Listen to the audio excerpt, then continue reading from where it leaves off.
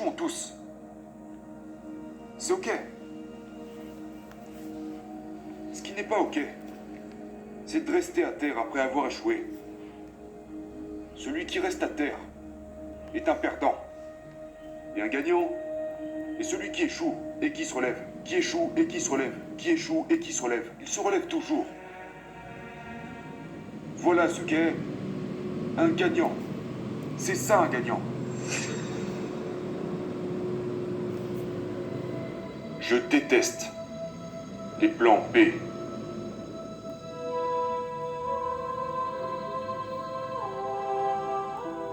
Quand vous commencez à douter de vous-même, c'est très dangereux. Parce que maintenant, ce que vous dites en gros, c'est que si mon plan ne fonctionne pas, j'ai un plan de secours. J'ai un plan B. Ça signifie que vous commencez à penser au plan B. Et chaque pensée que vous mettez dans le plan B est une pensée de l'énergie retirée du plan A. Et il est très important de comprendre que nous fonctionnons mieux s'il n'y a pas de filet de sécurité. Parce que le plan B devient un filet de sécurité. Il dit que si j'échoue, que si je tombe, je suis protégé. J'ai quelque chose d'autre qui me protège. Et ce n'est pas bon. Parce que les gens fonctionnent mieux quand ils n'ont pas de filet de sécurité. Les gens fonctionnent mieux dans le sport ou dans n'importe quel domaine s'ils n'ont pas de plan B. Je peux vous dire que je n'ai jamais eu de plan B. Je peux vous dire que je me suis pleinement engagé à devenir un champion de bodybuilding. Je me suis pleinement engagé à rejoindre l'Amérique. Je me suis pleinement engagé à entrer dans le monde du cinéma et devenir un acteur de premier plan. Quoi qu'il en coûte, je vais faire le travail. Je ferai mon travail encore et encore et encore jusqu'à ce que j'y arrive. Et ça a été pareil en politique. Donc pour moi, il est très dangereux d'avoir un plan B. Parce que vous vous coupez complètement de l'opportunité de vraiment réussir. Et l'une des principales raisons pour laquelle les gens veulent avoir un plan B, c'est qu'ils ont peur d'échouer. Que se passera-t-il si j'échoue et que je n'ai plus rien derrière? Laissez-moi vous dire quelque chose. N'ayez pas peur d'échouer. Parce qu'il n'y a rien de mal avec l'échec. Vous allez devoir échouer pour grimper les échelons. Personne n'a jamais échoué.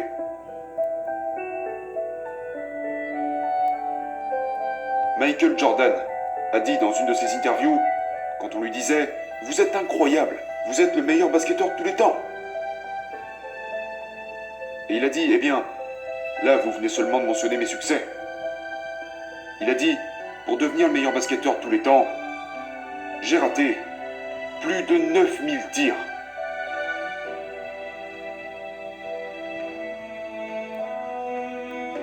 Donc pendant ces matchs, où il a eu tellement de succès, il a raté plus de 9000 tirs. Est-ce que ça fait de lui un raté? Non. Il est devenu l'un des plus grands basketteurs de tous les temps en ayant échoué 9000 fois. Vous comprenez ce que je dis? Nous échouons tous. C'est ok.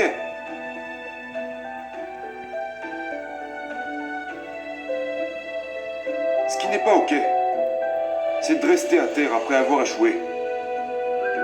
Celui qui reste à terre est un perdant.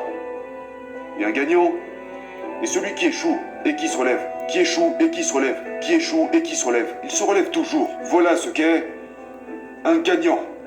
C'est ça un gagnant. J'ai échoué dans le bodybuilding. J'ai perdu des compétitions de bodybuilding. J'ai perdu des compétitions de powerlifting. J'ai perdu des compétitions d'haltérophilie. J'ai tourné dans des films qui ont fini à la poubelle, qui étaient horribles, qui ont reçu les pires critiques. Et en politique, je me souviens, j'ai eu énormément d'initiatives en référendum qui ont été rejetées. Ma cote de popularité en Californie était descendue de 28%. Puis elle est remontée, j'ai gagné une seconde fois le poste de gouverneur. Nous perdons tous. Nous avons tous des pertes, c'est pas grave. Et c'est pour cela que je vous dis N'ayez pas peur d'échouer, parce que quand vous avez peur d'échouer, vous êtes bloqué. Vous êtes crispé, vous n'êtes pas détendu. Vous devez être détendu pour réussir. Dans quoi que ce soit dans la boxe, que ce soit dans votre travail ou avec vos pensées, vous y arriverez seulement si vous êtes détendu. Alors détendez-vous. C'est normal d'échouer.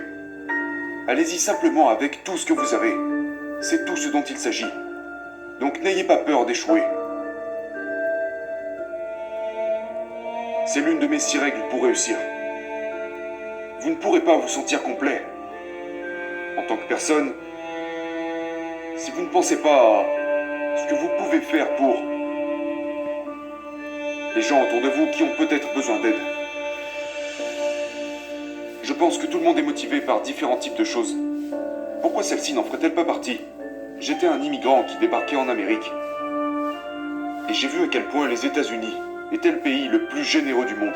Ils m'ont accueilli à bras ouverts. Ils m'ont aidé.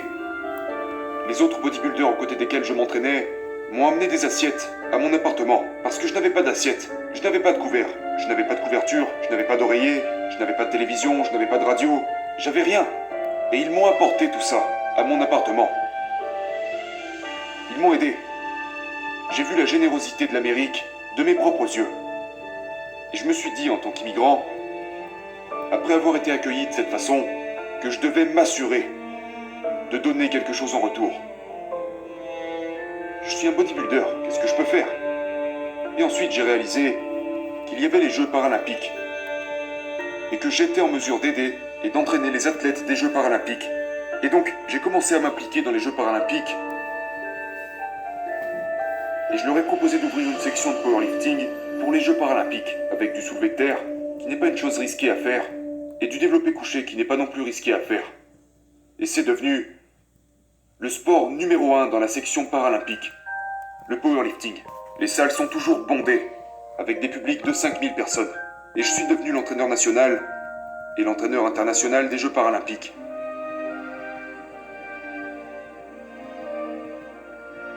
Et je peux vous dire que je me sens si bien. Je me sens encore mieux.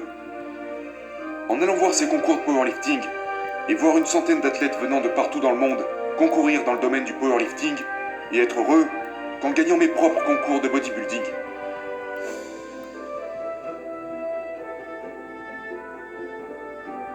Je pense que chaque jour, nous bénéficions de l'aide de quelqu'un. C'est pourquoi j'ai dit plus tôt qu'il n'existe aucun self-made man. Je veux dire, si vous y pensez, quand vous êtes né, vous aviez besoin de vos parents pour vous élever. Vous aviez besoin de vos professeurs pour vous enseigner les choses. Vous aviez besoin de coachs pour faire du sport. Et donc quand je repense aux gens qui m'ont aidé, en fait il y a ici même une personne. Où est mon ami Albert Bouzik? Est-il assis quelque part par là?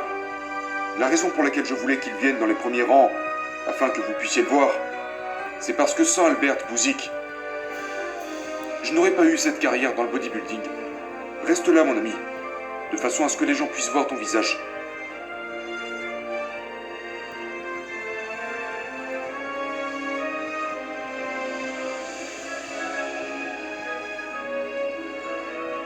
Albert Bouzik a été, juste pour vous donner un exemple, parmi les milliers de personnes qui m'ont aidé, Albert Bouzik a été celui qui m'a aidé à traduire en anglais mes informations afin que je puisse remplir mon formulaire d'inscription au concours Mister Universe.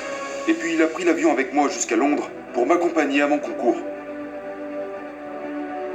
C'est un ami extraordinaire. Il a pris des milliers et des milliers de photos. Il m'a aidé à chacune de mes compétitions. C'était un grand supporter.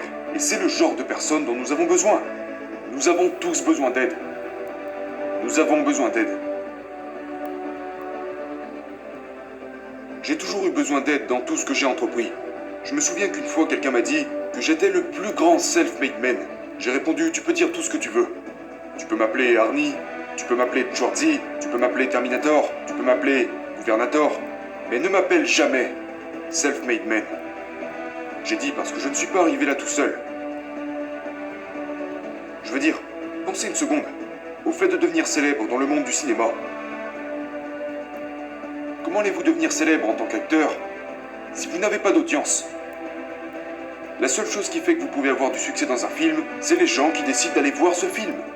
Comment pourriez-vous prétendre être un self-made man quand vous avez besoin de millions et de millions et de millions de gens partout dans le monde pour aller voir votre film? C'est les gens, c'est vous.